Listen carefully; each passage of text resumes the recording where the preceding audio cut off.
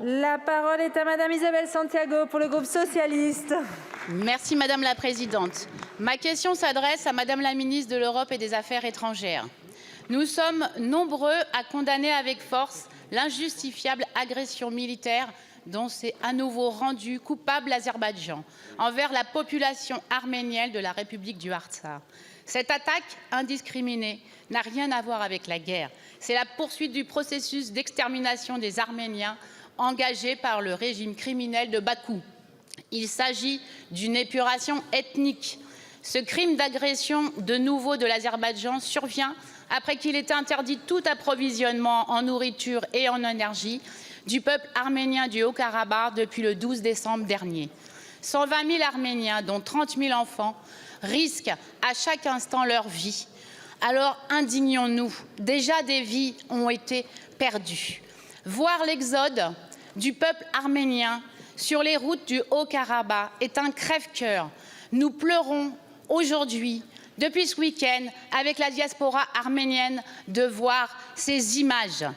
La France a un lien historique et fraternel avec l'Arménie. Il est du devoir de notre nation d'agir.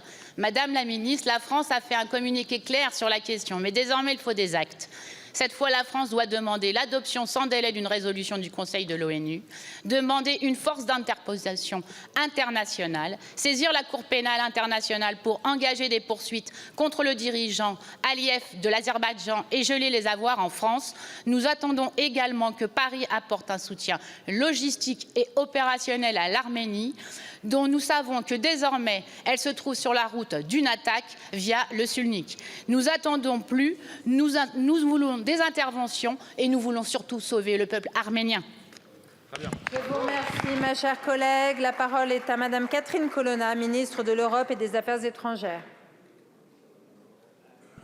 Merci Madame la Présidente, Mesdames et Messieurs les députés, Madame la députée Santiago, vous avez raison.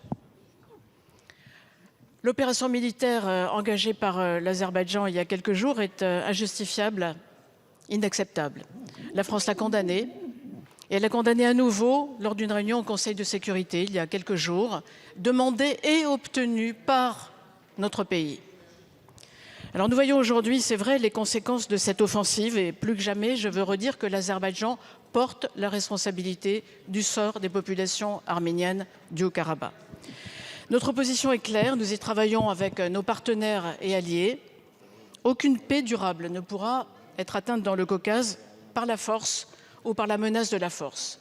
Nous sommes mobilisés jusqu'au plus haut niveau et la France, je le redis, est engagée avec ses partenaires européens, américains notamment, afin de parvenir à une paix négociée et juste, respectueuse du droit international. Et ce ne sera possible que si certaines conditions sont respectées, je l'ai dit au Conseil de sécurité. Au Haut-Karabakh, nous demandons le libre accès humanitaire, bien sûr, et la garantie pour les populations arméniennes qui y vivent de pouvoir continuer d'y vivre en paix, en sécurité, dans le respect de leur culture et de leurs droits. Les discussions entre Bakou et Stepanakert doivent se tenir sous les auspices de la communauté internationale, nous le demandons également.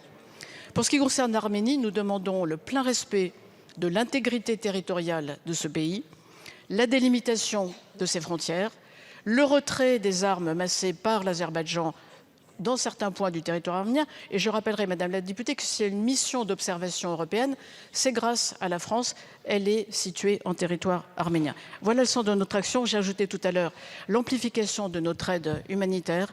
Elle a plus que doublé, bientôt triplé au bénéfice de l'Arménie comme des populations du Haut-Karabakh. Je vous remercie. Merci beaucoup, Madame la ministre.